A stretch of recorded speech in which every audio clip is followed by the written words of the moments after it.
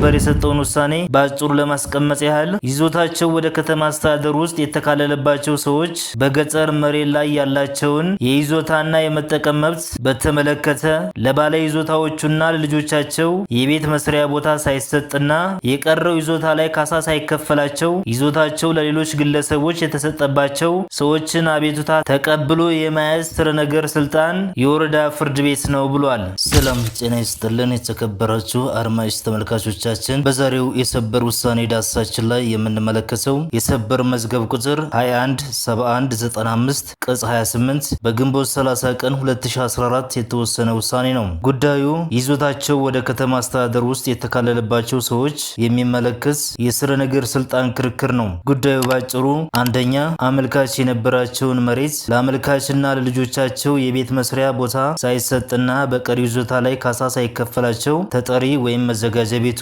ጠቅሰው ክስ ሲመሰርቱ፣ ሁለተኛ ጉዳዩ የቀረበለት ፍርድ ቤት የተከሳሽን መልስ ካስቀረበና ጉዳዩን በማስረጃ ካጣራ በኋላ አመልካች 500 ካሬ ሜትር፣ አንደኛው የአመልካች ልጅ 250 ካሬ ሜትር ይዞታ ያገኙ መሆኑን ጠቅሶ ቀሪ ልጆችን በተመለከተ ደግሞ በመመሪያ ቁጥር 26/2008 መሰረት በወቅቱ አመልካች ጋር የማይኖሩ በመሆኑ ምክንያት መሬት ያልተሰጣቸው መሆኑን በመጥቀስ የአመልካችን አቤቱታ ያልተቀበለው ሲሆን ካሳውን በተመለከተ አመልካች ካሳ ያልተከፈሉ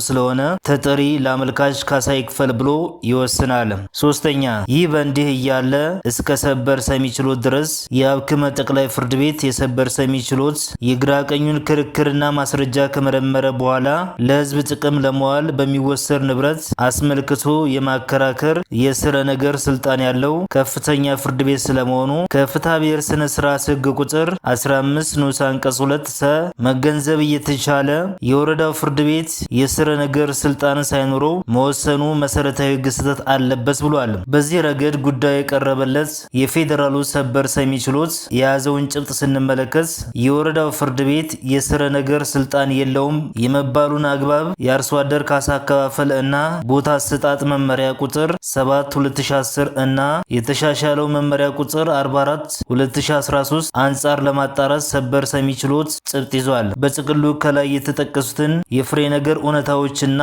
ጭብጥ ከያዘ በኋላ ሰበር በሰጠው ትንታኔ እስከዛሬ ድረስ ቻናላችንን ሰብስክራይብ ያላደረጋችሁ ካላችሁ ሰብስክራይብ በማድረግ የሚጨመር የሚቀነስ ነገር ካለ ኮሜንት ሴክሽኑ ላይ በማስቀመጥ እቺን ድረስ ደግሞ ላይክ እና ሼር በማድረግ ቤተሰቡ ነው እያልኩ ሰበር በሰጠው ትንታኔ አመልካች በስር ፍርድ ቤት ካቀረቡት ክስ ይዘት በግልጽ መገንዘብ የሚቻለው ህጋዊ መብታቸው ሳይጠበቅ የገጠር መሬታቸው የተወሰደባቸው መሆኑን በመግለጽ መብታቸው እንዲጠበቅ ክስ ያቀረቡ መሆኑን ነው። ሁለተኛ ከአብክመ የገጠር መሬት አስተዳደርና አጠቃቀም አዋጅ ቁጥር 252/29 አንቀጽ 52 ንዑስ አንቀጽ 2 ይዘት በግልጽ መገንዘብ እንደሚቻለው የወረዳ ፍርድ ቤት በገጠር መሬት ይዞታና አጠቃቀም መብት ላይ የሚፈጠሩ አለመግባባቶችንና የሚነሱ ክርክሮችን ተቀብሎ የማየት ስረ ነገር ስልጣን ያለው መሆኑን ነው። ሶስተኛ ስለሆነ አመልካች በገጠር መሬት ላይ ያላቸውን የይዞታ እና የመጠቀም መብት መሰረት በማድረግ የከሰሰች በመሆኑ የወረዳው ፍርድ ቤት